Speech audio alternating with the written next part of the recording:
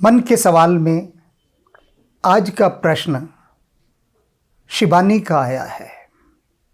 शिबानी उड़ीसा से हैं, संगीत की विद्यार्थी हैं और स्वाभाविक रूप से संगीत के रस में जिसका हृदय पगा होता है, सराबोर होता है, वह संवेदनशील तो होता ही है। तो उनकी संवेदना ने एक ऐसा प्रश्न रखा है जो सदियों सदियों से उठता आ रहा है, किंतु उस प्रश्न पर कभी ठीक से काम नहीं किया गया। काम हुआ है बीच में, किसी ने किया भी है, बड़े विराट स्तर पर किया है, उसका भी मैं जिक्र करूंगा। लेकिन पहले हम सबिता के सितार से क्या स्वर उठ रहे हैं उनको तो सुन लें। पूज्य श्री गुरुदेव जी के श्री चरणों में इस अधम का बारंबार प्रणाम। हे गुरुदेव, उड़ीसा से शिबानी चांद का प्रणाम स्वीकार कीजिए। मैं एक संगीत विद्यार्थी हूँ। कृपया आप मेरा मार्गदर्शन कीजिए कि भक्ति मार्ग में धन का क्या महत्व है। यदि हम धन के पीछे भागते हैं तो भक्ति की हानि होती है, और यदि धन कमाने के दौड़ में हम शामिल नहीं होते तो फिर गरीब रह जाते हैं। हम क्या करें? कृपया आप हमारा मार्गदर्शन कीजिए गुरुदेव। पुनः आपके श्री चरण कमलों में इस अधम का बारंबार प्रणाम। जय श्री सीताराम। पक्षी को क्या तुमने कभी एक पंख से उड़ते हुए देखा है? एक पंख का पक्षी भूमि पर तड़फड़ाता रहता है और वहीं अपने पंख भूमि पर मारता हुआ गोल गोल घूमता है। वही आज तक होता भी आया है। धन और ध्यान, ये दो पंख हैं। जब ये दोनों पंख मनुष्य के उग आते हैं तब वह उड़ान पर जा सकता है, उससे पहले नहीं। और बड़ी से बड़ी भूलों में से जो भूल हुई कि जिन लोगों ने धन को घृणा की दृष्टि से देखा, वे धर्म के मार्ग पर निकल गए, ध्यान के मार्ग पर, भक्ति के मार्ग पर, एकांगी मार्ग, एक अंग का, वन डायमेंशनल। तो हुआ क्या? वे लोग केवल भक्ति की ओर बढ़ते रहे और धन बिसरता गया, धन छूटता गया। और धन के छूटने से क्या हुआ कि जो प्रगति है, जो उन्नति है, वह पिछड़ती गई। धन से उन्होंने मुख फेर लिया, गरीब रहे, दुखी रहे, निर्धन रहे, रोते रहे, भगवान के आगे प्रार्थनाएं कर रहे हैं कि हे भगवान, हम दीन दुखियों के कष्टों को दूर करो। भगवान कहाँ से दूर कर देगा? कहते हैं ना कि भगवान भी उनकी सहायता करता है जो अपनी सहायता स्वयं करते हैं। ऐसे वर्ग ने अपनी सहायता बिल्कुल नहीं की। घर छोड़ छोड़ छोड़ के सन्यासी हो गए, भाग गए, पलायन कर लिया, एस्केपिस्ट, पलायनवादी, और कहने लगे कि हम केवल भक्ति मार्ग पर पड़ रहे हैं।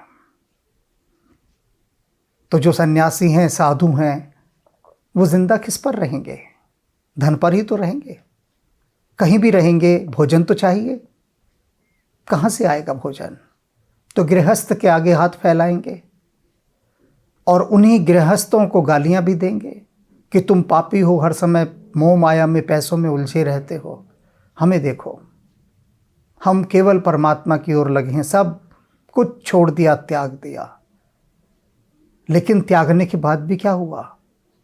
हाथ तो उन्हीं के आगे फैला रहे हैं ना, जो गृहस्थ हैं, उन्हीं के आगे।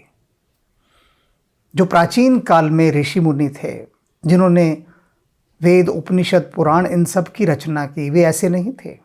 वे समृद्ध थे, धनी थे, संपन्न थे, कृषक थे। वे सबके खेत होते थे, बहुत गाय होती थी, गोधन है खूब। वे एक बहुत उन्नत कृषक थे, किसान थे, खेती करते थे। गुरुकुल में विद्यार्थियों को पढ़ाते थे और उसी समय में वे वेद, उपनिषद, पुराण इत्यादि की रचना करते थे। वे किसी के आगे हाथ नहीं फैलाते थे। आत्मनिर्भर सन्यासी थे, आत्मनिर्भर। अब दूसरा पक्ष क्या हुआ?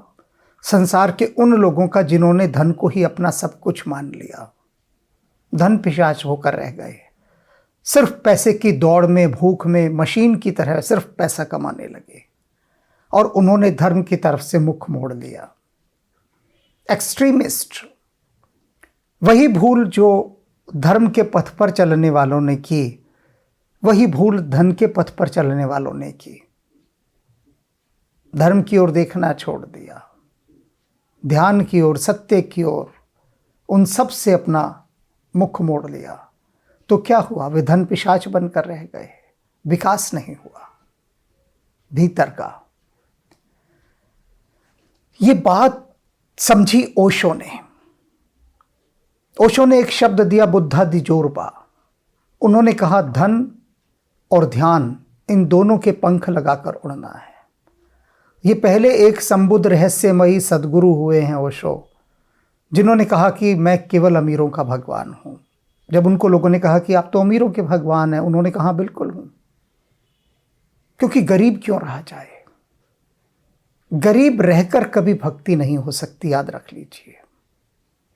भक्ति के लिए एक ऐसा परिवेश चाहिए होता है, एक ऐसा परिवेश कि जब आप संसार की बहुत सारी चिंताओं से मुक्त हो चुके हों।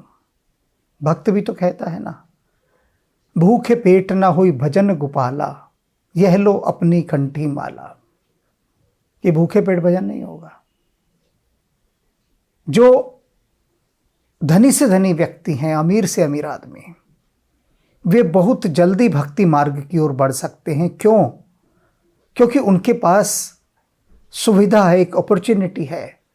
किस चीज़ की सुविधा? कि वो संसार की बाकी तनावों से मुक्त रह सकते हैं। एक विकल्प है उनके पास।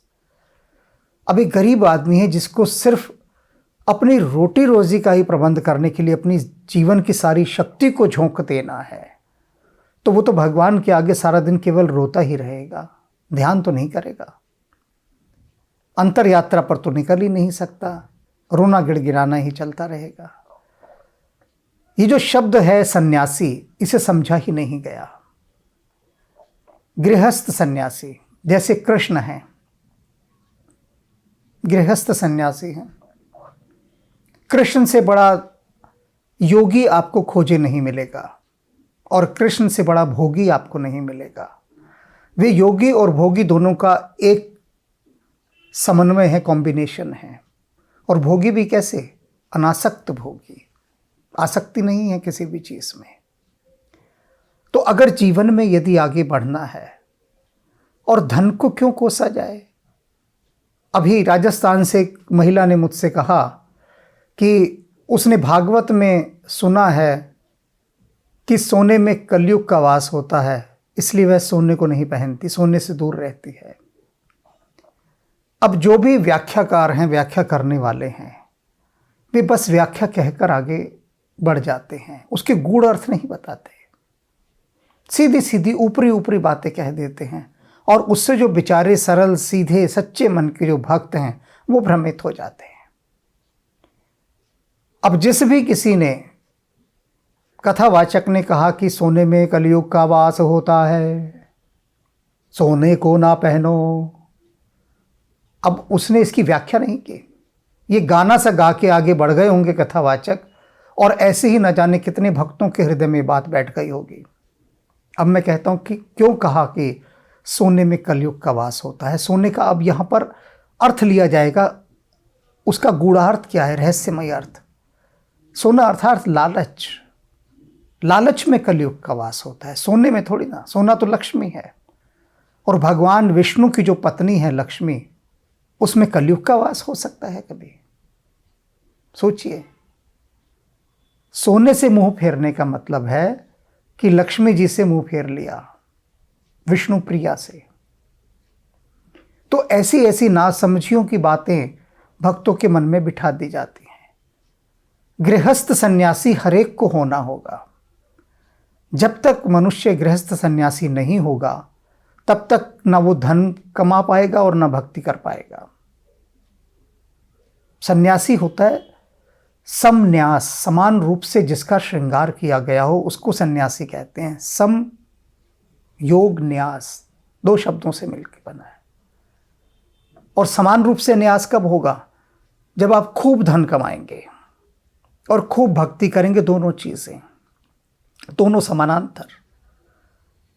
सूर्योदय से लेकर सूर्यास्त तक का समय धन कमाने के लिए है, अर्थात पुरुषार्थ करने के लिए। मेहनत और ईमानदारी से धर्मपूर्वक अर्जित धन किया जाए। सूरज उग गया, सूरज डूबने वाला है, इसके बीच का जो मध्य का समय है, खूब पुरुषार्थ करना, खूब मेहनत करना, खूब धन कमाना। जैसे किसान पूरा दिन खेत में काम करता है, तो ये संसार का जो कर्म क्षेत्र है ये हमारा खेत है। खूब पैसा कमाया, अब जब पैसा कमा के दिन ढले सांझ घर आ गए, गोधूली की बेला में घर में प्रवेश कर दिया, उसके बाद फिर धन नहीं, फिर ध्यान की यात्रा।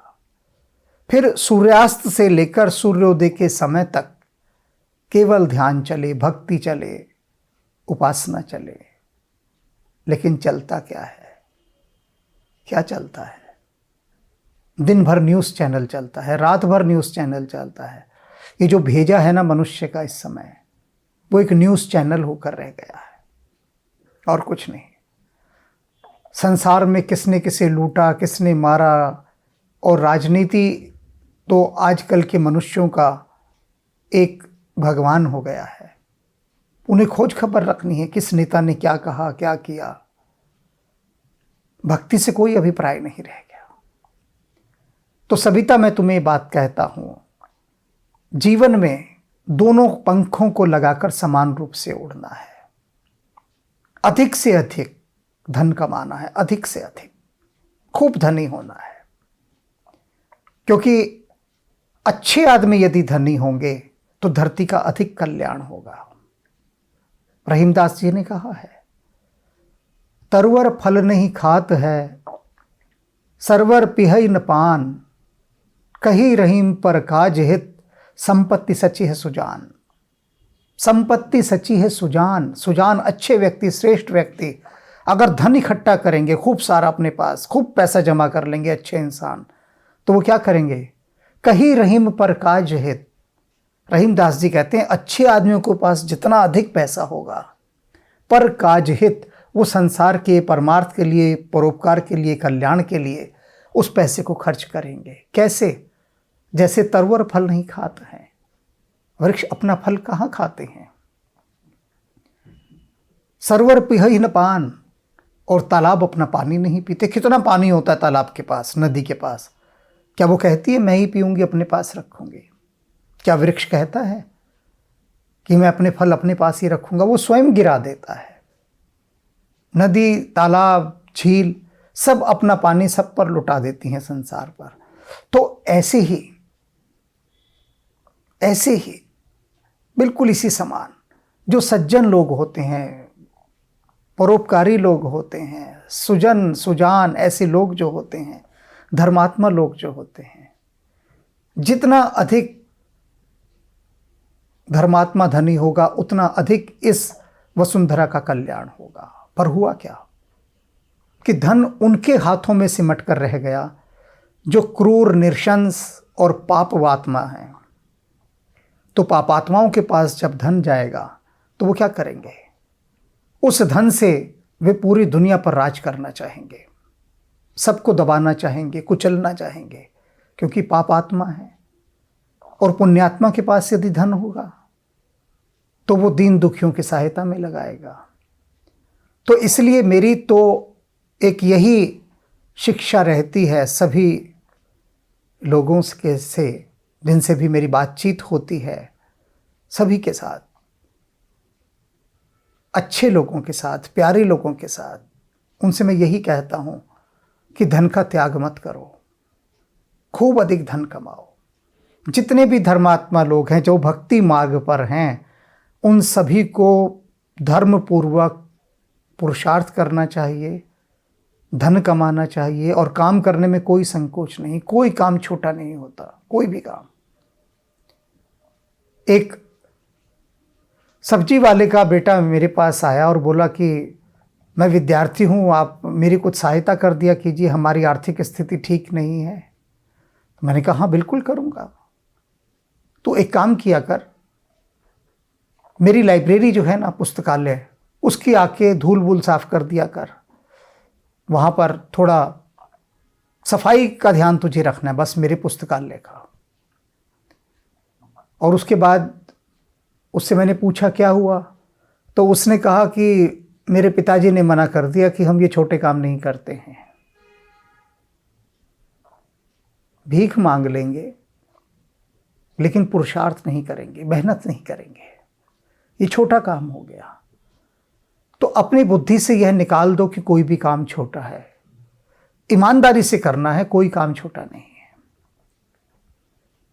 तो सविता, तुम जहां भी हो सके, संभव हो सके, संगीत के साथ साथ लक्ष्मी मैया की भी साधना करो। दोनों साधनाएं, और भारत का ही नहीं बल्कि इस विश्व का प्रत्येक